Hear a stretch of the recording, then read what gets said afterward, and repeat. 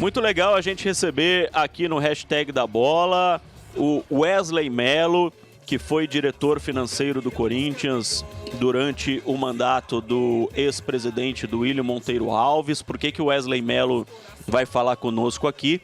Porque ontem houve a votação justamente do balanço financeiro do último ano da gestão do William Monteiro Alves, do balanço financeiro do ano de 2023.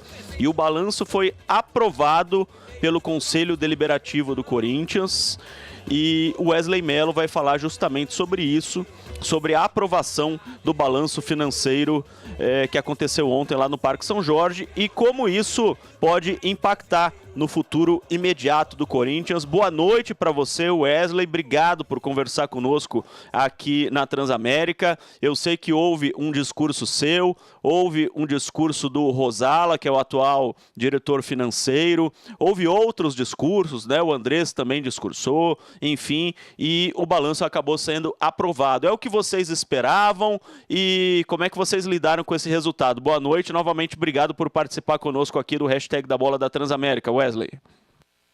Oi, Belo, boa noite, tudo bem? Tudo boa tranquilo. Boa noite aí, pessoal da mesa. Eu não consegui identificar quem estava aí, porque acabei de sair de uma call de trabalho, já entrei direto aqui com vocês, mas boa noite a todos aí, boa noite aos seus ouvintes. Ontem as demonstrações foram aprovadas. Apesar de estar na nossa expectativa da aprovação, foi feito muito barulho. Tudo que é relativo ao Corinthians dá muito barulho, né? E eu tinha um pouco de apreensão sobre a aprovação dessas contas, apesar de querer muito, de entender que as contas deveriam ser aprovadas. Mas no fim deu tudo certo. Foi uma reunião extremamente técnica, uma reunião bem educada de todas as partes da situação, da oposição, de todo mundo que queria se manifestar de alguma maneira.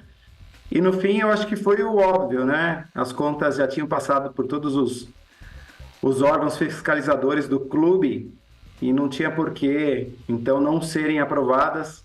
Então deu óbvio e eu acho que foi importante para o Corinthians, sim, ter passado por esse momento.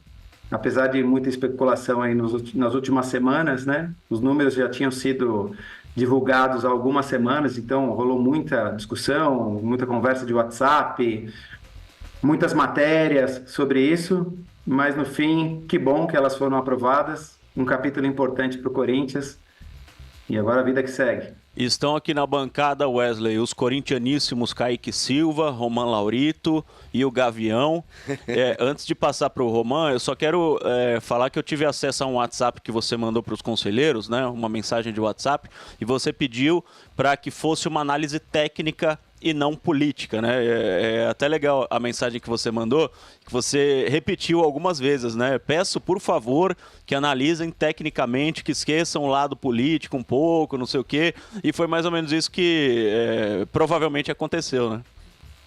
Eu acho que sim. A política faz parte em qualquer lugar. Ter situação, ter oposição, em uma posição atuante, ela é importante, mas tudo tem um limite, né? E eu tinha um pouco de receio que talvez a gente ultrapassasse esse limite e, de repente, causasse um dano maior para o Corinthians se essas contas fossem rejeitadas por uma questão política. Acho que não é por aí, né? As contas foram auditadas por uma grande companhia, que é a RSM, uma das maiores do mundo. No ranking, talvez ela está entre as 5 ou as 6 maiores empresas de auditoria do mundo. Foi recomendada a aprovação pelo Conselho Fiscal, pelo Conselho de Orientação, enfim, são todos órgãos muito importantes, técnicos, não são órgãos políticos. A auditoria nem órgão exatamente uma empresa externa contratada para emitir esse parecer.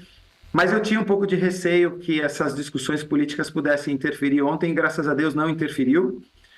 Quem votou a favor, votou com consciência, votou entendendo que deveria confiar, né, nos órgãos fiscalizadores do clube. Ao longo também dos últimos 10 dias, eu fiz algumas reuniões paralelas com conselheiros, com sócios, fiz chamadas, respondi por WhatsApp, não só eu, mas como o presidente do Ilho também, respondeu bastante coisa. O Roberto Gavioli, que é o nosso superintendente no clube, também teve que responder algumas coisas. Enfim, a gente tentou passar o máximo de informação possível para os conselheiros e para os sócios e para a torcida do Corinthians em geral, para ter esse resultado, que era um resultado de aprovação, que era o que é o que faz sentido, né? Então, eu não sabia que você tinha tido acesso a esse áudio que eu mandei, mas eu espero que eu não tenha falado nenhuma bobagem ali para você. A gente tem acesso a tudo, Romulo. Não, o Marco Belo sempre voando, o melhor setorista do planeta quando o assunto é Corinthians. Wesley, boa noite, Román Laurito falando. Queria te fazer duas perguntas em uma, né? Ainda batendo um pouquinho na aprovação, né, das contas. O que queria saber a sua opinião sobre o placar, né? Foram 133 votos a favor, 23 com ressalvas e 82 contrários, além de 2 abstenções. Era mais ou menos isso que vocês esperavam? Ficou aquém? E a outra pergunta que eu já emendo aqui, se você depois esqueceu, eu te relembro ela, mas queria saber em que situação você encontrou o clube quando você assume o posto de diretor das finanças e como você está entregando em relação a números. Essas são as duas perguntas que eu te faço. Olá, Román, ¿cómo estás? ¿Todo bien? Muy bien, gracias. Soy hincha de Boca, por caso te tengas alguna duda. Muito bem, muito bem. O placar me surpreendeu. Eu confesso que achei que ele ia ser mais apertado e a diferença ia ser muito pouco para aprovação ou para reprovação, por conta também do todo barulho que deu, muitas discussões que estiveram nas últimas semanas. Então ele acabou me surpreendendo, esse placar, viu? Eu fui anotando, contando os votos, um por um, e foi me surpreendendo. E eu aproveito para agradecer aos conselheiros que deram esse voto de confiança na gente e fizeram o certo para o Corinthians, mas me surpreendeu. Não era o que eu esperava, não. Eu pensei que ia ser muito mais apertado. Como a gente pegou, né, o clube... 2019 e 2020 a gente viveu um período terrível que foi da pandemia, né? Então foi um período que tivemos poucas receitas, clubes fechados, enfim, o mundo inteiro sofreu. A gente pegou um clube que estava endividado, que continua ainda endividado, a gente nunca pode tapar o sol com a peneira, mas o endividamento ele é um bom parâmetro e ele fez parte do nosso planejamento para o ano, né? Nosso planejamento de gestão. O Duílio, quando assumiu, ele dizia que o grande campeonato dele seria administrar as finanças, implementar uma nova cultura no clube, e a gente pegou o clube com cerca de 950 milhões de endividamento, né? A gente contratou a Falcone, que é uma empresa extremamente respeitada no mundo dos negócios, uma consultoria excelente, nos ajudou muito em elaboração de orçamentos, depois no acompanhamento, em plano de ação, em busca por eficiências, fez muito workshop dentro do clube, porque o Corinthians é uma empresa com quase 1.000 funcionários. Então não adianta você ter só um grupo de diretoria com algum tipo de alinhamento. Você precisa descer esse alinhamento para os demais diretores, para os demais gerentes, para os supervisores, enfim, para quem está lá realmente no dia a dia. E a Falcone nos ajudou a isso. Foi um negócio sensacional que eles fizeram. Contratamos também a KPMG para nos ajudar com as nossas dívidas, com renegociações. A KPMG teve um papel muito importante na renegociação com a Caixa.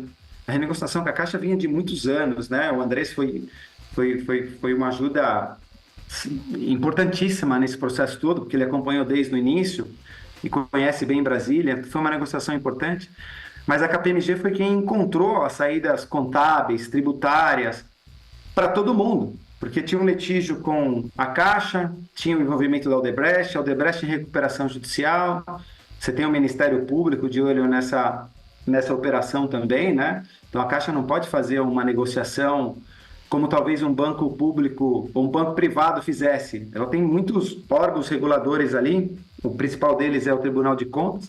Então a KPMG ajudou muito nessa negociação e a gente deixa o clube, então, depois desses 3 anos, com a dívida do clube, que era de cerca de 950 milhões, com uma dívida de cerca de 885 milhões. Então ela baixou. Nominalmente parece pouco, mas se pensar na inflação desse período, se pensar nos juros reais desse período, a queda ela é expressiva. Essa dívida que a gente pegou, se ela fosse corrigida sem nenhuma amortização, ela passaria de 1 bilhão e 200 milhões. Então, se ela está hoje em 885, é porque alguma coisa foi feita. E o que foi feito? De fato, a gente gastou menos do que a gente arrecadou. O clube dobrou de receita, né? O clube tinha cerca de 500 milhões de receita, hoje ele tem 1 bi, e a gente não gastou todo esse dinheiro. Sobrou dinheiro para pagar o custeio do dia a dia e sobrou dinheiro também para pagar uma parte da dívida. E na Arena, a gente saiu de um litígio com a Caixa para uma negociação, um valor que hoje está na casa de 700 milhões de reais. A gente pagou os juros que a gente se comprometeu no ano passado. Esse ano também paga juros, a partir do ano que vem a gente começa a pagar juros e principal. Então eu acho que a gente deixou um clube um pouco mais organizado, com uma cultura diferente, uma cultura um pouco mais profissional. Ainda tem muito a ser feito. Eu costumo dizer, o Flamengo levou 7 anos para botar a casa em ordem, né? A gente começou depois, o pós-pandemia, a gente começou esse processo, então se passaram 3 anos. Nas minhas contas, mais uns 4 ou 5 anos, a gente vai estar bem, vai estar super bem, na verdade. Então, eu acredito que a gente entregou, Roman, o que a gente se comprometeu e a gente fica muito feliz com isso. Com lucro operacional, com EBITDAs importantes. Esse EBITDA que eu falo é talvez a principal referência quando você analisa uma demonstração de resultado, que é a capacidade de geração de caixa. Isso ficou em cerca de 600 milhões de reais. A gente nunca teve isso no passado, né? Então foi algo realmente muito importante. Então eu acho que a gente deixou o clube melhor. Ainda tem muito a fazer, mas eu acho que a gente fez muita coisa também. Perfeito, muito claro. Obrigado pela sua resposta, Wesley. Obrigado pelo espanhol aí, tá mandando muito bem. Diga lá, Kaique. Enfim, prazer demais falar contigo, Wesley. Kaique Silva por aqui. Tenho 2 em uma. A primeira é esse áudio até que o Belo teve acesso. Era um temor de você e também, de repente, até do próprio presidente do Duílio Monteiro Alves, de que a análise, de fato, das contas não fosse feita de forma técnica pela efervescência, de fato, que envolveu e envolve até os dias de hoje a política interna do Corinthians, e se há uma preocupação de vocês por aquilo que vocês estão vendo em relação à questão financeira da gestão atual também, né? Em determinado momento da sua última resposta, você falou sobre a questão de gastar menos do que se arrecada. Você tem algum tipo de preocupação com os gastos que foram feitos até o momento pela atual gestão do Corinthians também? Boa noite, Kaique. Tudo bem? Tudo ótimo. Kaique, esse áudio ele foi genuíno. Eu realmente estava muito preocupado, porque nas últimas semanas houve algumas declarações do presidente atual falando que a dívida do clube era de mais de 2 bilhões e 400 milhões só no clube, sem contar a Arena. E isso assustou todo mundo, me assustou também. Onde saiu esse número? A imprensa divulgou isso também, grupos de WhatsApp, sócios. Eu fui muito questionado por torcedor comum, questionado por torcedor organizada também. Então teve muito barulho em cima disso. E também teve muito barulho em cima da Ernst Young, que foi contratada para fazer um trabalho de consultoria, e o presidente disse que ela foi contratada para fazer um trabalho de auditoria, e que a torcida ia ficar sabendo quais eram os números reais e tudo mais. Então, essa informação cruzada, ou essa informação ruim que foi passada, ela gerou muita especulação e gerou muita gritaria. Então, eu tinha, assim, muita preocupação se as pessoas iam entender que essas declarações eram declarações mais políticas e não técnicas. Então eu estava assim muito preocupado. O que eu respondia para todos antes da votação era: calma, o Corinthians tem uma empresa de auditoria. Já vai sair o parecer da auditoria, como eu disse que ia sair.